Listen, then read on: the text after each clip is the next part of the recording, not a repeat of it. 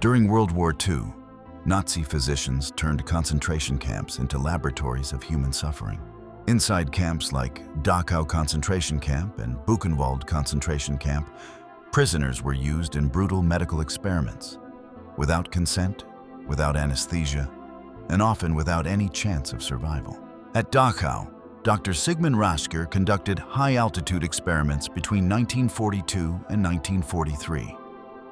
Prisoners were placed in low-pressure chambers, simulating altitudes over 60,000 feet.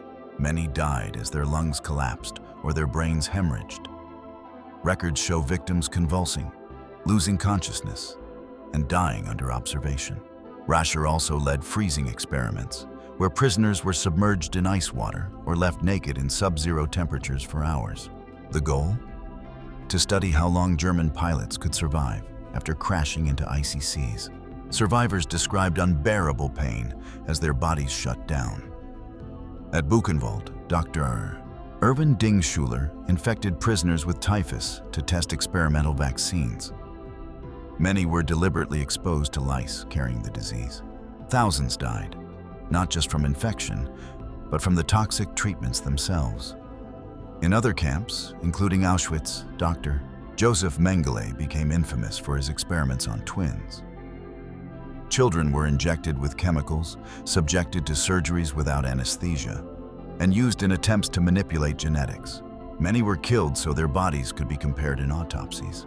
Survivor accounts give a glimpse into what victims endured. Primo Levi described the camps as places where the worst imaginable human suffering became routine. Prisoners from Dachau recalled watching others die in the freezing tanks, unable to help, knowing they could be next.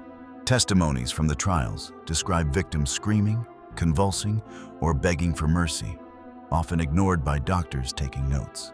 After the war, these crimes were exposed during the Nuremberg doctors' trial.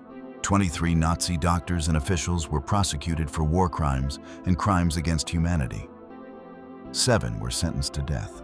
Out of this trial came the Nuremberg Code, a set of ethical principles that still governs medical research today, including one core idea: voluntary, informed consent is absolutely essential. These weren't just experiments. They were calculated acts of cruelty, disguised as science. And they serve as a permanent warning. When medicine loses its ethics, it stops healing and starts destroying.